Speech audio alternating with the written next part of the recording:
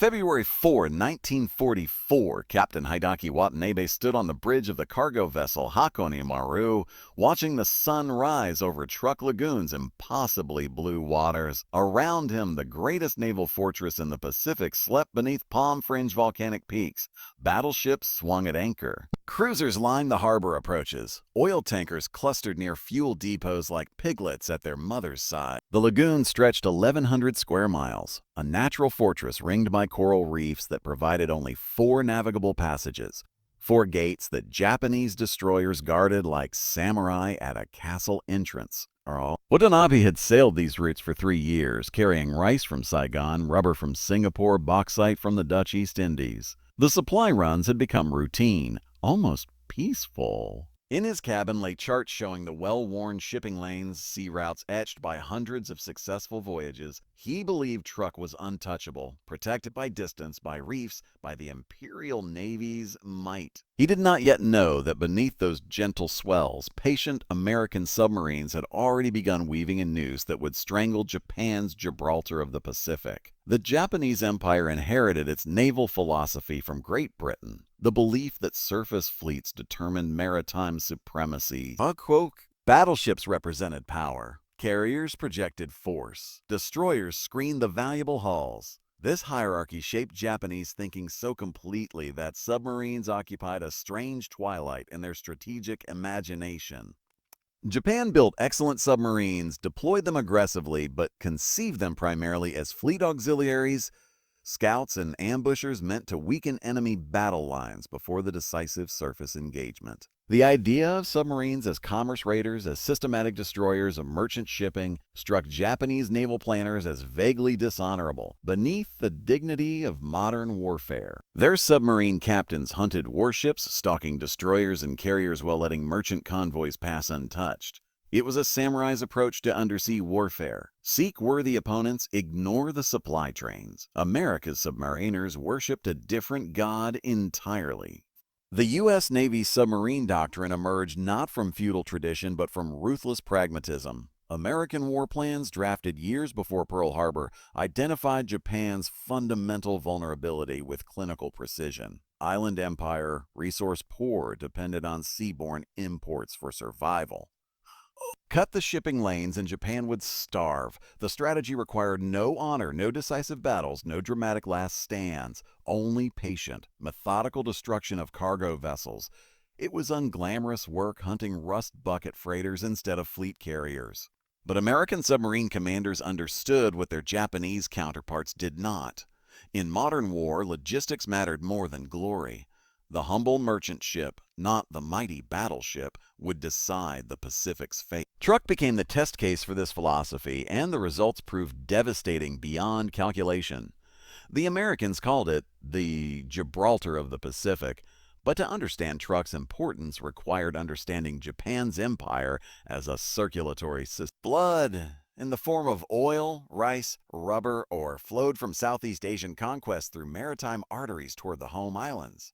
Truk sat at the heart of this system, a massive transshipment hub where cargo vessels gathered before making the dangerous run north.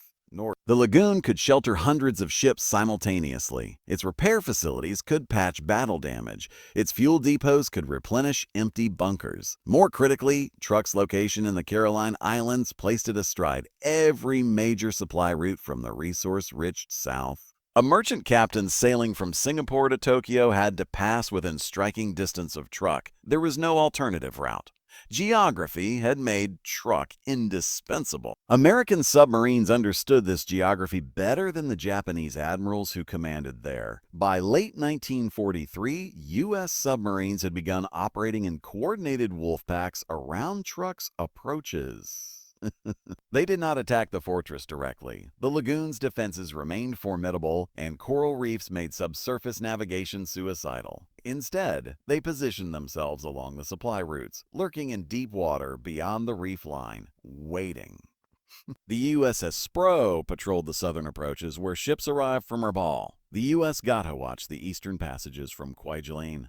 The USA Skate haunted the northern routes toward Saipan. Each submarine captain carried identical orders: sink everything that moved. Warship or freighter, tanker or transport made no difference. The goal was not to win battles, but to create absence, to transform the ocean into a graveyard where supply ships vanished without trace.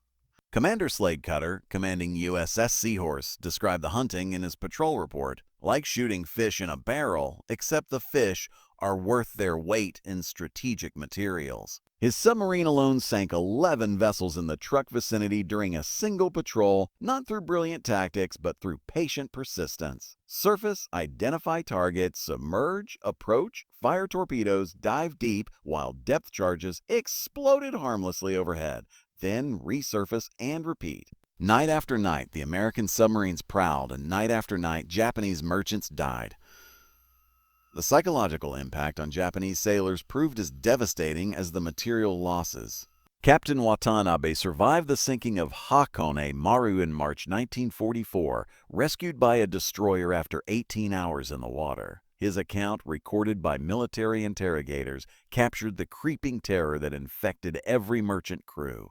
We sailed from Palau with 6 ships in convoy. We arrived at Truk with 3. No one saw torpedoes, no one saw periscopes. Ships simply exploded and sank. The destroyer dropped depth charges at shadows. We heard underwater explosions, but never knew if they hit anything. It was like fighting ghosts. Other survivors reported similar experiences. Convoys dissolving ship by ship, escorts racing in futile circles, the awful waiting between torpedo strikes. Japanese merchant crews began to speak of the waters around Truk as Yumi no Boyo, the cemetery sea. The statistics told a story of systematic strangulation. In 1942, 96% of merchant ships sailing to Truk arrived safely. By mid-1943, that figure dropped to 78%. By early 1944, barely half the vessels that departed Southeast Asian ports reached Truk's anchorages, and those that did arrive found themselves trapped. American submarines patrolled the exits as thoroughly as the entrances. Supply ships that successfully ran the gauntlet into Truk discovered they couldn't leave without facing the same deadly lottery. The Lagoon became not a sanctuary but a cage, its anchorages crowded with vessels too valuable to risk in open water, too necessary to abandon. The symbolic turning point came on February 17, 1944, when American carrier aircraft struck Truk in Operation Hailstone, destroying 200 aircraft and sinking over 40 ships in a single day. But that spectacular raid merely finished what the submarines had already accomplished. For months before Hailstone, the undersea blockade had been steadily draining Truk's lifeblood. Fuel oil became scarce. Rice rations shrank. Replacement parts for damaged warships never arrived.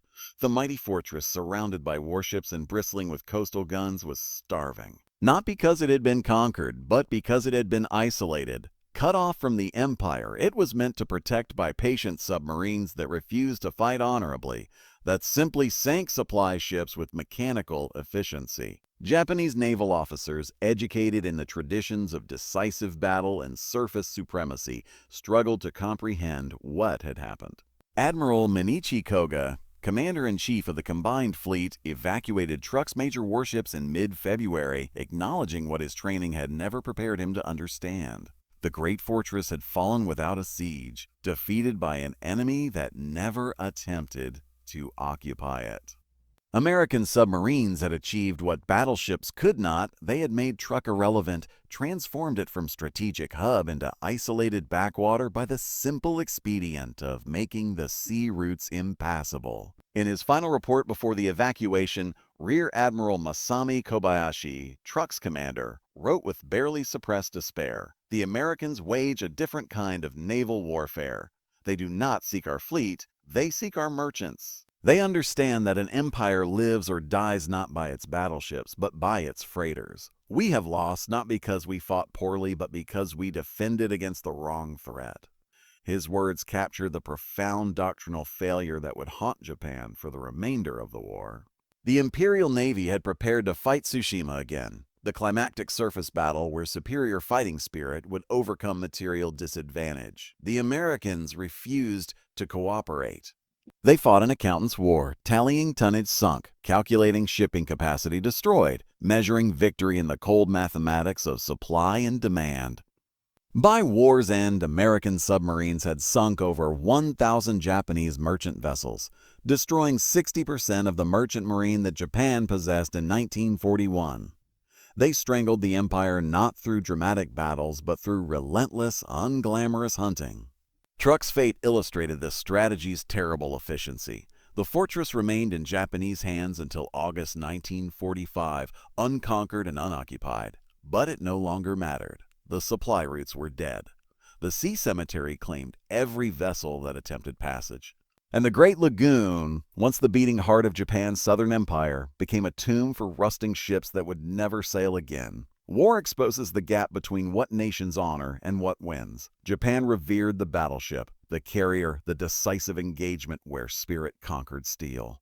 America worshipped the humble submarine and the merchant tonnage it could destroy, unglamorous arithmetic that added up to suffocation. Truk's lesson echoed across the Pacific and through history. Empires fall not with a bang, but with a whimper, not from armies at the gates, but from supply ships that never arrive. The cemetery sea claimed more than vessels. It claimed an entire philosophy of warfare, drowned beneath patient torpedoes fired by men who understood that glory matters less than cargo delivered, or cargo forever lost beneath indifferent waves.